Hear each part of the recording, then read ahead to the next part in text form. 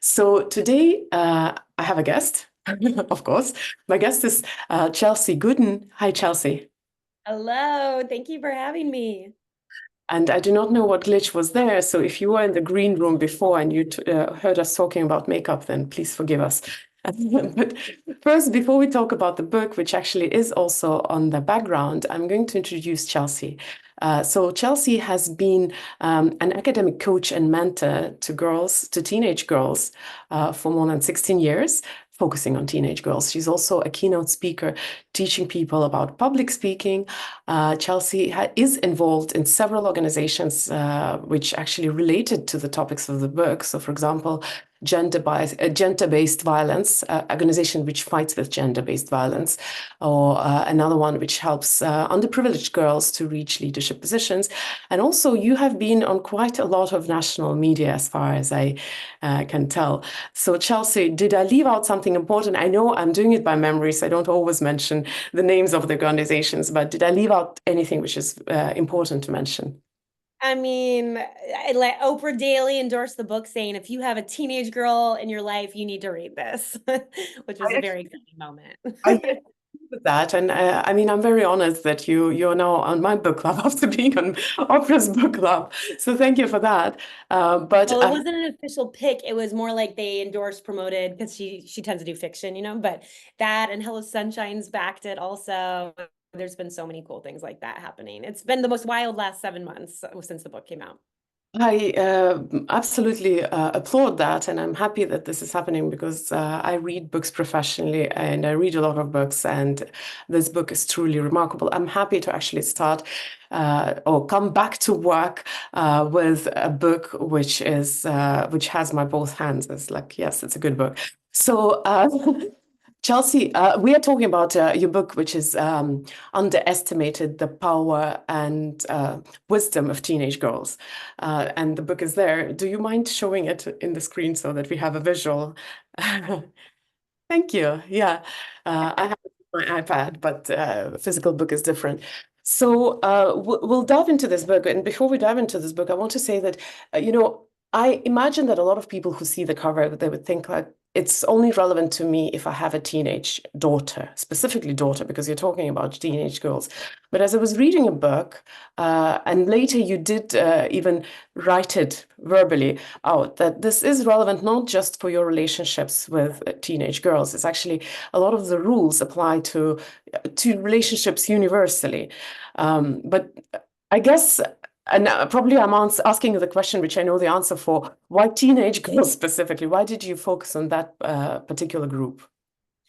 Well, I believe that the lessons and tools that I learned in connecting with teenage girls, a lot of people think of teenage girls as, they have icy walls and boundaries up and, they shut you out. And I was able to deeply connect and hear their thoughts on the world. And so what created that type of connection, those are tools that I communicate in the book that can indeed be used with everyone. But it has a lot to do too with healing our own inner teenage girl. Like a lot of the book, you'll realize like, oh my gosh, I'm still dealing with these things that girls were dealing with. And I found that a lot of the wounds that happened during our teenage years, they carry into womanhood and we're still dealing with them. And so in working with all these girls, I saw that reflection. I was like, oh my gosh, I'm still dealing with this stuff. And how can I help heal that to open up that type of connection, that type of communication?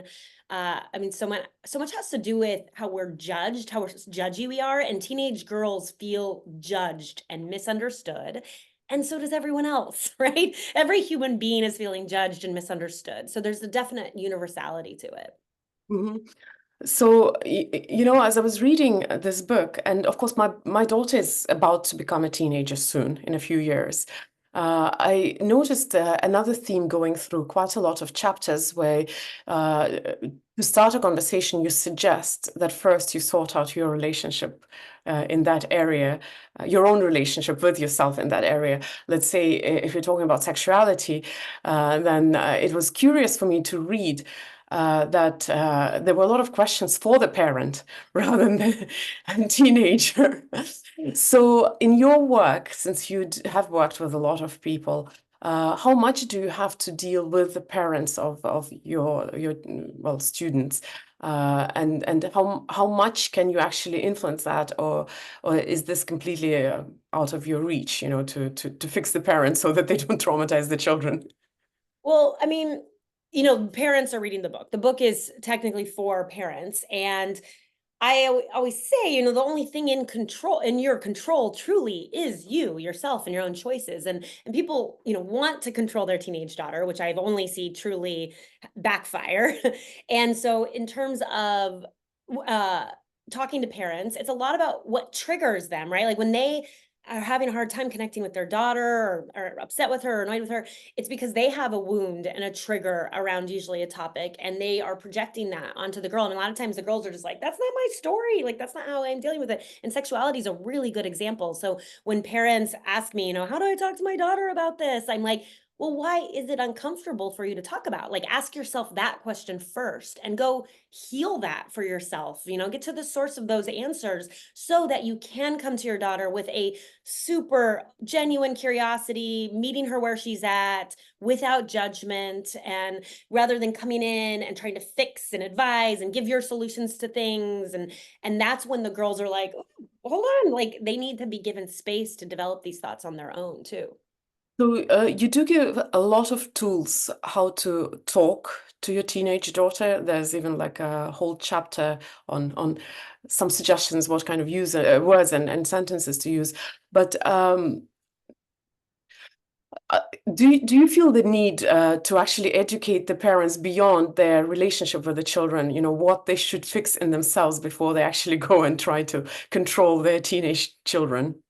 Yeah, well, that's what I mean. It's been beautiful hearing back from women reading the book and realizing, like, oh, because each chapter is a different struggle that, yes, teenage girls face, but we all face it. And so it could be like people pleasing, perfection, self-doubt, shame. I mean, these are topics we're all still struggling with. And so yeah, I genuinely ask the parents to self-reflect first, right? And these tools about, how I include those questions to ask.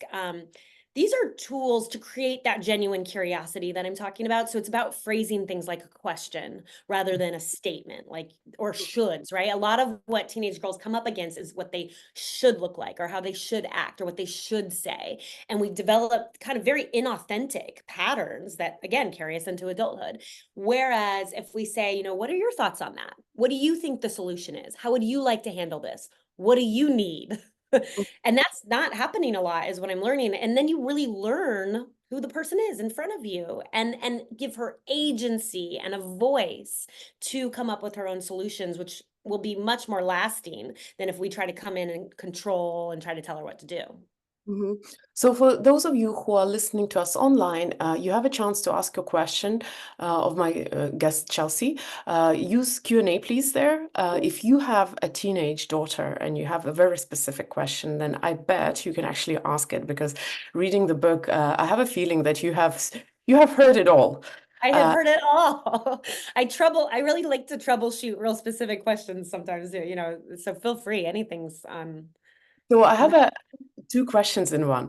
First of all, how did you? I guess maybe we should take a step back and you should explain how the book is built. But I'll ask my question, and then maybe you can give that information to people, because I have read the book. I have a feeling like everybody has read the book, but it's good to talk to people who haven't read the book. But first of all, how did you pick the topics? The topics I actually, as a grown-up woman, I find very curious and interesting. But also, one topic which I wonder why I didn't find there, or maybe it's just masquerading under another topic: substances. Oh yeah. So okay, so the chapters are all these single issues that I kind of named before, right? It's everything from sexuality, people pleasing, shame, self-doubt, radical honesty, the media, beauty, power, and teenage girls themselves help me pick the topics. So I involve them heavily in this process. So they were, I mean, as you can tell, I quote them throughout. I had them give edits on early drafts. They help come up with the topics. A lot of this is about me being the voice and the microphone for teenage girls and what they want to say to the world on how to create a better world, not just for themselves, but for everyone. I mean, they actually have a beautiful vision. And so that was how the book was developed, in a way, rather than kind of a top-down mentality of like, I know what's best for you. Instead, I was like, tell us, how can we help you? How can we actually help empower you in your voice? So, and their answers are amazing, right? They're so much wiser than we give them credit for. We're underestimating them. And that's what, big takeaway. Everyone's always like, oh my gosh, these girls are so smart. And I'm like, that's the point. We should listen to them. So in terms of, substances. So that gets more specific. In all fairness, I've had such a broad spectrum of experiences around it that I didn't feel like I could give, one specific tool to help with it. I talk about it in the radical honesty chapter, where what I have seen work is when you create a home from an early age where it's safe to tell the truth. You're not going to be criticized. You're not going to just be shut down for it. That's where I see it build into an environment where a kid will feel safe to talk to their parent about anything they're up against in school and so on.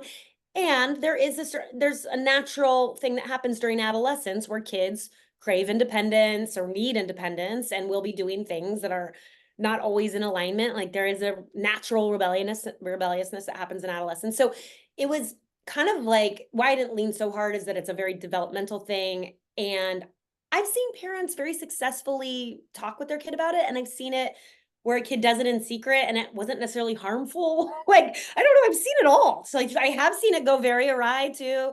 So it was hard to say like, this is the way to handle it when really what I'm trying to do is create a healthy, loving, emotionally safe, psychologically safe environment for a parent and a child.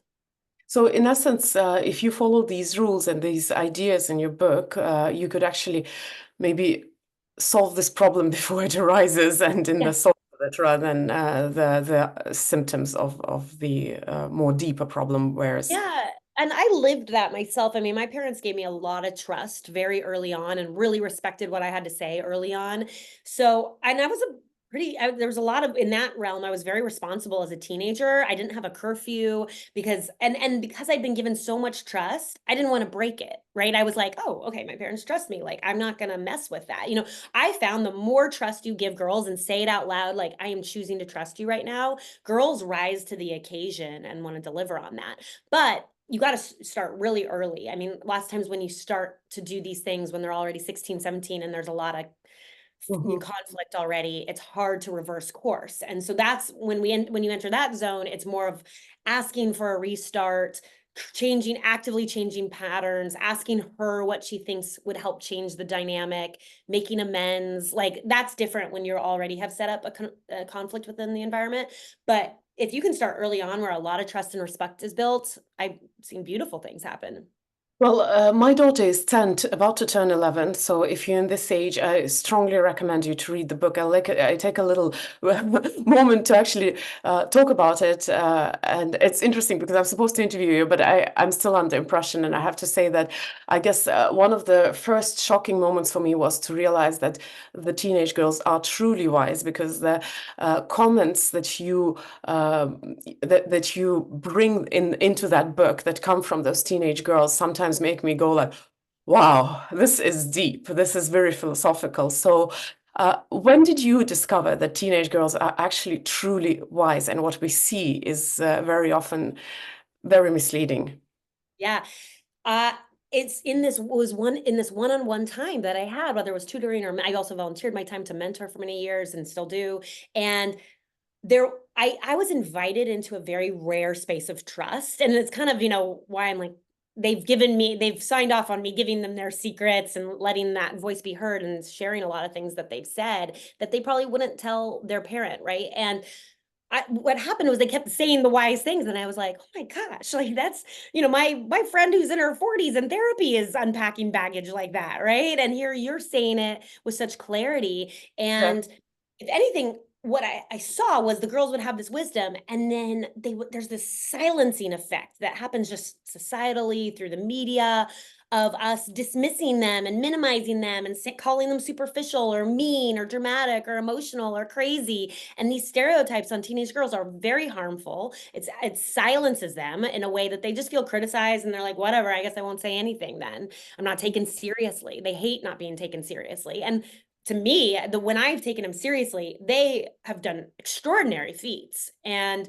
So it's that linchpin. I mean, if you think about it, when someone's having a baby girl or a baby boy, the person who has the baby girl, everyone's like, oh, just wait for it. You're in for it when she becomes a teenager, like as if it's this horrible thing that's going to happen. And that's not positive. That's not empowering. That's not valuing her. So, I guess I mean I have so many questions about about your experience, but I guess another question that I want to ask is they open up to you. I guess partially because you are not part of the family and there's no fear of upsetting you too much, unlike upsetting a person who is your parent. But do you think that your techniques that you use to interact with the girls, to hear them, to understand them, that they could create a similar level of openness with their own parent who actually is emotionally vested in them? Well, that's not to say that you're not, because you're working with them. I'm sure that you love them as well, but Yeah, in a different way. I I do. guess I hope you understand what. I totally understand. I will always acknowledge that I have a leg up being not in the family dynamics and being an outside person. And also I really encourage people to find that type of person for in your daughter's life. And it could be an aunt, it could be, there's also I've seen teachers be that type of person in a girl's life. But I will say, and hearing again, as people have read the book and getting feedback, which I love so much hearing from women, they're all like, I started using these techniques with my daughter. And a lot of them, it's been funny. At first, the daughter's been like, wait, what's going on? This is new. Okay, cool. Like, you're going to listen to me? And it's been this really funny thing hearing back about how well it's been going, how much more they're feeling connected, how much more the girl has been opening up to her. So I mean, I know it works. And also, I run everything by the girls themselves, right? I will say to them, like, well, do you think if your mom did this too, it would be helpful? And they're always like, oh my gosh, yes. They're so happy I'm telling parents these secrets. And also, by the way, dads really love the book. And I've really been inviting them into this conversation because the book, it's not a heavy bang you over the head type of read. There's playfulness to it. And I had a really incredible father that I tell stories about how much he empowered my voice and what a positive impact that had on my life. So I really have been really moved by the fathers that have loved the book too. I absolutely agree. And in fact, I would say that this book I would also recommend to people who do not have a teenage girl in the family. I have a teenage boy, and of course, it's a little different. It's actually quite a lot of different. And you write about that in your book. The way we raise boys and girls is quite different. So the problems are different. But the idea of hearing, listening, not judging is still applicable. And here I want to make another sidestep and to compliment your book because I really love how it's built up, how well it's structured. I love that it starts with fear and it ends with amends because it makes, in a way, a full circle. And I love how every chapter is very easy to read, but then in the end, you also give this 5 points, which are the most important, with a very beautiful quote from a teenage girl, which is about that chapter. So it's very well structured book, and I've read so many books. I really compliment you on that. But what I Oh, want to talk about is the amends. I have to tell you that, and the amends is the closing of the book. For those who haven't read it yet, I have to tell you that it actually really touched me. I was wiping off tears as I was reading it because I suddenly realized that I guess there are amends I have to make with my own children for my own transgressions. So, how likely that we ever get to that point that as parents we actually um, recognize those those things that we have done wrong? Because I had first I had an inclination, like, would I have anything to ask for forgiveness? And then it took me a while to sit down and think, what are those things that I think maybe I was unjust? Because as a parent, it's sometimes impossible to see how you're being not just. So what's your take on that? Is it a viable solution or just a dream? I really admire your engagement with this too, and your openness and your open heart, because at the end of the day, what it is about like, is uplifting and connecting more deeply with your kid and supporting them in the ways that they need. And that takes humility too, right? And guess what? Every parent has made mistakes or hasn't done it perfectly. And I mean, that's what the whole perfection chapter is embracing this zone of growth and healing and learning rather than thinking we can just immediately do everything perfectly, which is impossible. We're human beings. We're not perfect.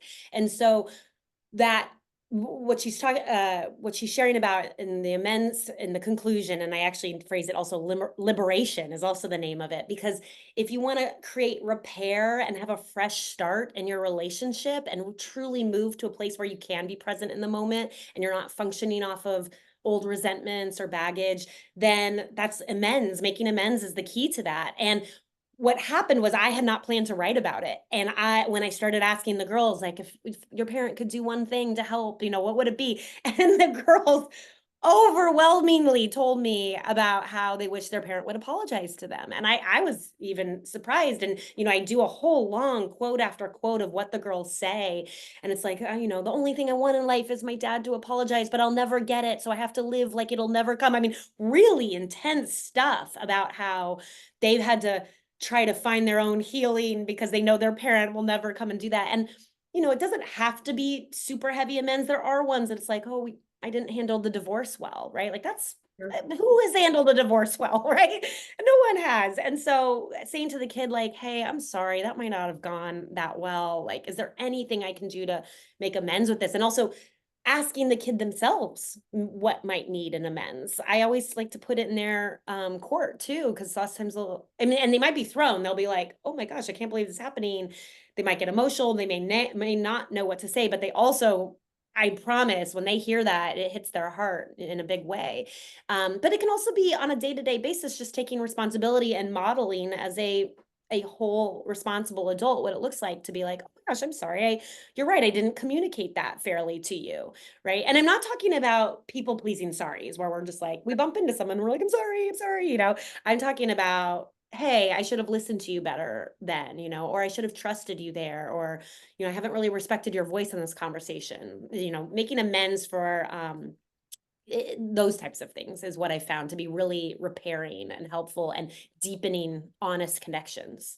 But I guess when it comes to amends, it does start with you first fixing some level of trust and openness in that relationship. Because I guess if a parent is this classical, the movie version of a parent whose teenage child slams the door and says, "I hate you, you don't understand me," then coming into that child's room and saying, "Can I please ask for forgiveness, but I don't know what about? Can you tell me?"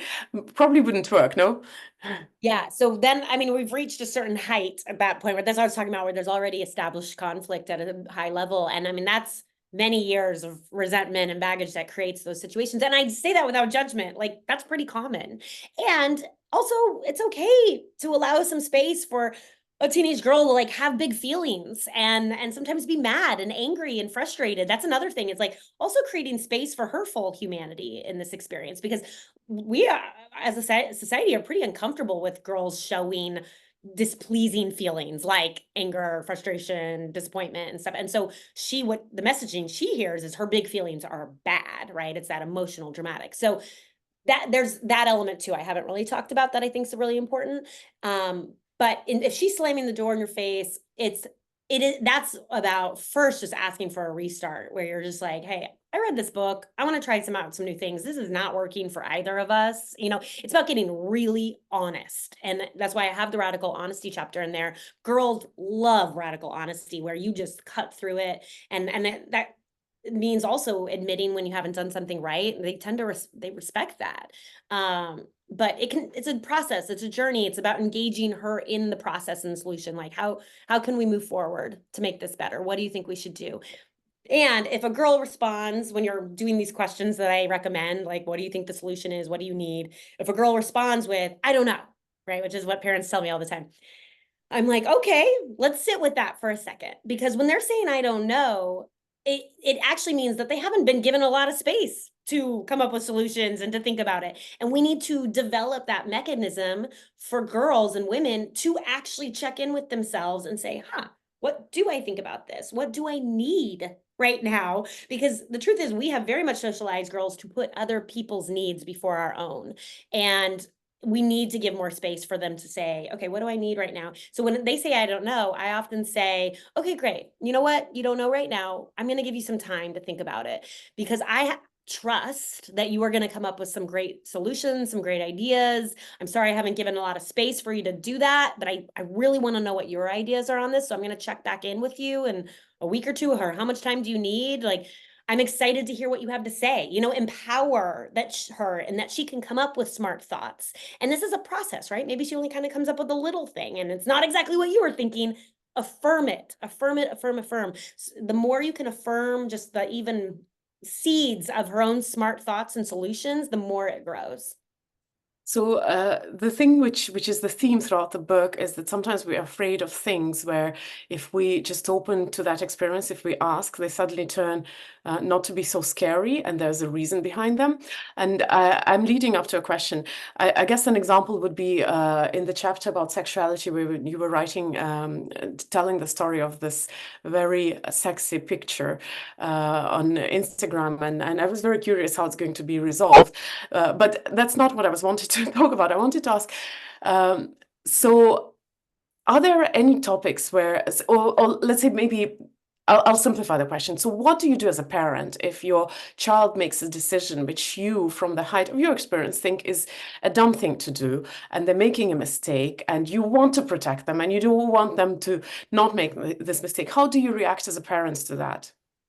And it's such a good question and a normal question. And I completely understand a parent's instinct to want to protect their kid and buffer them from really bad mistakes.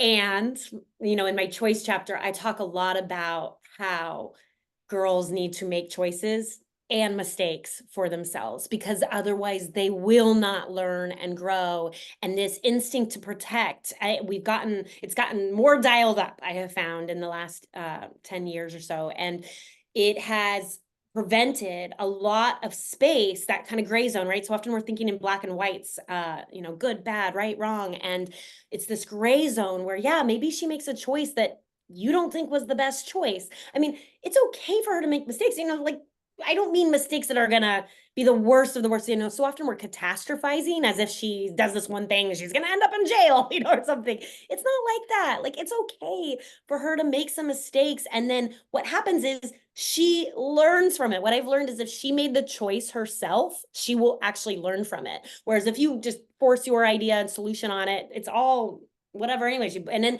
also if you force your solution and it doesn't go well, she'll just blame you for it, right? And so girls that I know have been really kind of overprotected in this way. I know now in college, they often talk to me about how they went off to college and made 8 million mistakes with no parent around, because they just had no barometer, they couldn't trust themselves. So what happens is when you tell your kid that you trust them, even if they make a mistake, that they can get through it, then they start trusting themselves, right? So I share that story about, I was on a road trip with my dad and I was the navigator, and I was pretty young. I was like 12, and I made a wrong turn and we got lost, really lost. And this is way before Google Maps. And my dad was in the back seat, my brother was driving, and my dad was like, "It's okay, you'll figure it out." And I'm like, "What?" you know? And it took us 3 hours for me to find our way back onto the right road. But my dad just said, he kept encouraging me, like, "Don't worry, you got this. You'll figure it out." And I was like, okay. And what happened was I developed self-trust. I made a mistake, right? And my dad could have easily fixed it for me. I'm sure he didn't want to spend a longer time in the car. But that moment is a memory for me in a way that I learned to trust myself, that if I ever get lost, I will be able to figure it out. And that's what's important.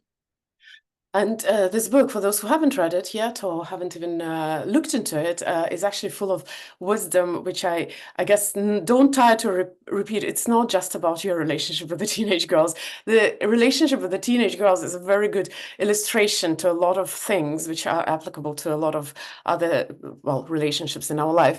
There is a question which I also want to make sure that the people who are here live get to ask. So, anonymous attendee is asking, can older sisters, like 9 years older, be in that mentor position, or should it be some grown-up person to be that mentor, who is in your position, I guess? Yeah, I find that Yeah, I find older sisters, a lot of girls have called me having that I have older sister vibes. Um, I would just never want to put it on the older sister to like have to be responsible for the well-being of the girl, right? I always want to make sure that we're not also adultifying girls too young, that there is a clear parent-child dynamic where the girl can be the mess and make mistakes, and the parent is the loving, stabilizing force. I find that girls are often put on the emotional burden of a family is often put on a girl to create a stabilizing effect and care for younger siblings and so on. And but you know, if she's already, I mean, she's 9 years older. That is a big gap. And there's a lot of beauty that I have seen come from an older sister being the person that the girl comes to for sexuality talk. Let's make sure, though, that that older sister got the appropriate sex education as well. I mean, in general, you know, the kids are not, and certainly in the US, the sex education curriculum is abysmal. I say in the book that only 18 states require that it's medically accurate, right? So we do need to have more conversations and can't depend on kids just figuring it out themselves and getting the info from their older sister too. So another question came from Anne, and before I ask this question, you know what? I just have to comment the impression that I got reading the different chapters and you dealing with different topics that you mentioned, whether it's sexuality or beauty or media, is very often, you know, you go there with your ideas and mythology which we as a society carry in our head, and then when you start reading and understanding how the girls see it, you're suddenly like, what? It's not like, you know, what do you think when you see a girl taking a selfie and doing like, and then you read what she actually feels and you suddenly realize that you don't understand anything actually. What you see is just the surface. So that's just the pretext or context for the question that Anna's asking. Anna's asking, can you please discuss mean girls versus bullying in teenage girls? Thank you.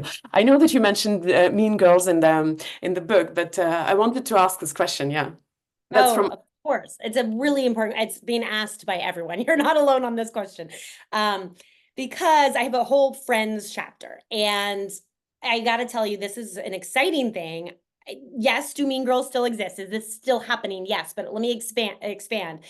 It is officially fading out. I will tell you, Gen Z is so much better at girls supporting girls, women supporting women than older generations. And it makes sense. Older generations there really was only one seat at the table, right? They were hiring one woman and we competed, and that's what we were taught to do. And now there is enough media narratives that Gen Z is exposed to in a way that they're like, no, the right thing to do is girls supporting girls. And when a mean girl situation happens, this is another cool thing that I see, is Gen Z is so much better, well-versed in mental health and psychology. And so when I have a conversation with them, I say, hey, you know, that girl that's being mean to them, I'm like, how is her home life like? What do you think her parents are like? And the girls usually know, and they're like, oh, her mom criticizes her all the time, or her dad's never around. And I'm like, gosh, that sounds awful. Like, you know, do you think she's functioning out of some of her own pain and is trying to make others feel her pain? And you know, I talk through how, you know, hurt people, and the girls get it. They're all like, oh my gosh, yeah, that sucks for her. I feel bad she's going through that. Like, they're so compassionate. And when I can disconnect the fact that it's not about them, it's not personal, that girl being mean to them, it's not about them being bad or something's wrong with them, and that actually she's functioning out of pain, it releases them from attaching to that value. And it's a beautiful thing to watch. It's really the power of compassion and love and empathy that heals these environments. And that's why, you know, my last chapter is power, where I was like, what if we actually started changing all of our relationships like this? And I will say too, as many people, when they hear I wrote about teenage girls, they're always like, oh, why? They're mean. Like, people, there's one of the stereotypes people slap on them. And it's not helping anything. Us saying out loud all the time that the girls are mean, the more what you give voice to and attention to is what grows, right? So what if we started saying out loud, well, you know what? It's changing. Girls are supporting girls. That's what the new thing we're doing is now. Girls would hear that. They wouldn't hear, oh, girls are mean, right? And we need to collectively be committed to that, because girls do not come out of the womb mean. It's not like they were born that way. They are responding to a society that hasn't been particularly safe or welcoming to them. Mhm. And that leads me to another question, which I was thinking of as I was reading a book. A lot of the conversations, if we were to take them a little bit wider and outside this, parent of a teenage person, actually deal with very deep societal issues, like when you talk about the upbringing of girls and boys, how they are different and why we have the results as they are. These conversations are actually relevant to everyone because there's a lot of this messaging where the society is actually framing, well, the circumstances in a way where our girls are misunderstood. So I guess what I want to say, is there space to talk about these topics that you have in your book in a more mainstream way where, let's say, men listen to that who don't have children? Actually, I really loved how you were talking about, when it comes to sexuality, it's not only about upbringing of the girls, it's also how, the environment in which they function and I'm sorry that I'm sticking to sexuality, it's just probably the most striking topic. Yeah, of course. No, I love talking about the men and boys too. Like it's not that I don't care. I care a lot about men and how we raise our boys. And I'm actually on the board of that nonprofit that you mentioned at the beginning, A Call to Men, which is all about getting men behind this idea of what is healthy manhood and healthy masculinity that could ultimately end gender-based violence. Because I mean, gender-based violence is a huge issue, and double, girls in that sexuality chapter bring up over and over again just gender double standards and how we are putting all the shame, all the blame on their shoulders. What they're wearing, everything is their fault. Whatever might happen to them, whether it's violence or harassment or discrimination, and the girls are just like, what? Why is this all my fault, right? Because if girls and women could have ended gender-based violence, we would have done it by now, right? We can't. We have to look to the group, the dominant group where the issue exists, which is male violence, right? We have named it historically as violence against women off of the victim of this situation, but it's not in her control. Like, it's actually a male violence issue, and I say that with great compassion. I don't think we're doing a service to our boys either. Like, that's who we should be engaging and understanding why this is happening in the first place. And back to our sex education curriculum in the States, only 11 states require that consent be taught in the curriculum. So they're confused too, right? Like they don't even know what consent is. They're not being taught it. And so we need to put a lot of focus on the boys because they can control themselves. They can be taught responsibility. And then the girls won't be filled with so much shame and blame about this whole situation. It's maybe like, if the teenage girls are actually not mean girls, when you get to know them, then boys are probably also not uncontrollable animals if you get to talk to them. But I guess the logical question would be, you are so invested in helping the girl's voice to be heard. But this conversation is not just to the girl's parents, right? Isn't that the conversation that we should have as a society at large? Because when you were talking right now about gender-based violence, we can't just talk to the victims because this way the focus is actually in the wrong place. Yes, exactly. And uh, as much as there's practical tools for parents, you are hitting it on the head, which is why I truly wrote the book. Is the girls have really good ideas and solutions and envision a world that can be better and different and how we can change as a society. We should be listening to their ideas because the way we've done it so far hasn't worked out. Like, there's been a lot of war and violence. And so, in terms of the power chapter, I talk about that, how historically there's been narratives of domination, oppression, violence, self-interest, wealth, status, kind of stuff that hasn't created more necessarily love in the world, right? Whereas when I talk to girls about power, lots of times they don't even want it because they see it characterized in that way. They're like, I don't want any part of that. But then when I reframe what power is, I love redefining the word power. What if empathy, care, generosity were considered powerful? Or the most powerful force on the planet, love, right? What if we actually thought of that as powerful? And what if we affirmed men and boys? Like, we said, oh my gosh, you gave so much care and empathy right now. How powerful of you. Like, what if we just affirmed men differently? And they're like, oh, thanks, I am powerful because I'm empathetic. We can all choose that in our current life to do things like that, and it will have a ripple effect. And I am mindful over the time because we normally stick to 45 minutes, but there are so many questions, and I guess I mean, we could talk about that probably all night, since it's night here. I really love how deep you look. In fact, the question that came from the anonymous guest here, can an older sister be that mentor? I think the beauty of that book is that it's not just about opening up and being sincere and honest with someone. It's also that someone who's receiving this information being actually so wise and being able to steer this conversation in a very productive way. And I think, which is why I do strongly recommend that parents actually read it and try to make changes, because we as parents should be the mature ones. At least we should be. Yeah, What I actually bringing it back to that when the girl's slamming the door and it's hard and you're in pain too. The parents are like, ugh, and it's really hard to see your daughter in pain. Like, I get you're going through a lot. And at the end of the day, being the parent, the one that has to make the more love-filled choice to initiate these types of conversations, like that is where I've seen it, where the healing begins, the process. uh, the question I'd like to ask is, which is your favorite chapter? I mean, it changes every so often, but Good, I would yes. say I would say radical honesty, Ah. power, and sexuality. I mean, those are ones where I'm definitely swinging for the fences, of like, let's make some changes. But and power really envisions the world that I hope for and I'm working to create. And I hope everyone who's with us in community right now is like can help see how we can all collectively create a different world. And so that's excites me. Power, really gives me hope. And but radical honesty, it is the foundation. Like the more you can be truthful with yourself. Also, we haven't even talked about authenticity. And the book is a lot about authenticity too. A girl becoming acquainted with who she really is rather than these shoulds that are placed on her. And what actually brings her joy, And that is a conversation that really starts when you get really honest. And there's room and space to be honest.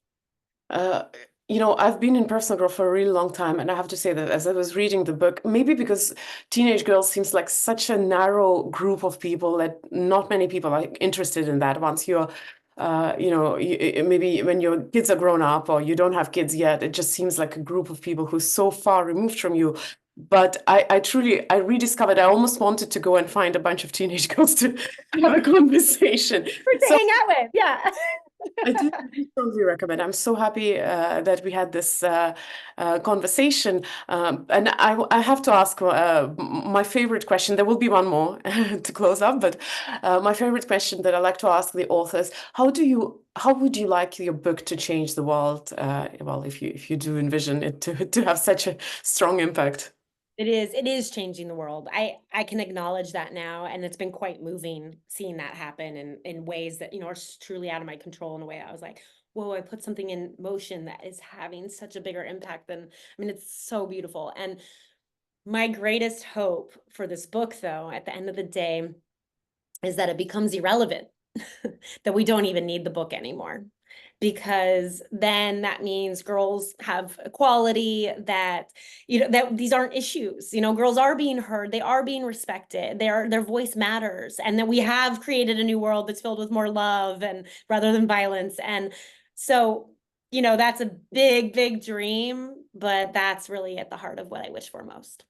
You truly do see the world in some different way, because I think that's the first time I heard, and it makes so much sense. And also say that I wish that my book becomes irrelevant, because, and it is so logical, right? You're trying to solve the problem. So thank you for that. And now I'm going to ask those people who are online to leave a heart for my wonderful guest in the chat, and those who are watching it in recording, do leave a heart under the video. I heard that actually teenagers do hearts in another way, but I don't know how. Anyway, it's irrelevant. But But I feel it. I feel everyone's hearts. Thank you. I receive it. Thank you. I want to ask the final question. So, you do work still with teenage girls and their parents, I assume. If somebody has that really close to their heart, because one thing is listening to the interview and reading the book, the other thing is when you actually have that wonderful creature in your house and you need help. Is there a way to work with you? Oh, well, Now, I mean, honestly, I'm doing speaking engagements at a big level. I'm building out. I am doing a big brand partnership with Hello Sunshine that I actually can say out loud now, which is Reese Witherspoon's company, where we're doing our first big empowerment day camp for girls, and that's happening just like in a week and a half. And we're building that out in a way that's gonna also be helping parents, also gonna be helping girls. Like where I'm building something really big right now, and I cannot wait to share it more with the world. So the easiest way, honestly, to follow what I'm doing, and if there is going to be a more specific way to work with me, would be on my website, just chelseygoodan.com, or on Instagram is the easiest way to stay most up to date. And then, on the website, by the way, there's a book club guide that's free. So the book is perfect for a mom's book club, right? And it gives you kind of just talking points for each chapter. But I'm not able to do one-on-one coaching at this point because honestly, the opportunities exploding right now are wild. But I am going to be of service in any way that I can to this movement that is happening, and it's evolving as we speak. So thank you for being honestly early in realizing, hey, something special is going on. How can I be a part of it? I really invite all of you to join me in this. I do wish you book huge success, and I do hope that it goes beyond the community that relates in any way to teenage girls, because the wisdom there is it's more universal, and is about making our society a better place in general. And it's just that the source of that wisdom comes from maybe for a lot of people unexpected. Yes. It's fun. It's yeah, I love unexpected. It's underestimated. Estimated, yeah. It was a huge pleasure. Thank you so much for joining me and our audience. And thank you so much for writing this book. I am planning to actually finish it properly, thoughtfully before the end of the week, not before my teenage girl becomes a teenager. And I strongly Well, recommend you. I acknowledge you for being such an incredible mom who leans into these types of conversations. I know you just want to be the best you can be so you can raise an incredible girl and woman in the world. Like, I really respect that and see that love and intention inside you. And in a way, heal the teenager inside yourself as well. I think this was a beautiful motive in the book as well. So thank you so much. And thank you everyone for joining. And Thank you, everyone. I love all your comments. Thank you so much. I hope to see you again soon. Bye bye.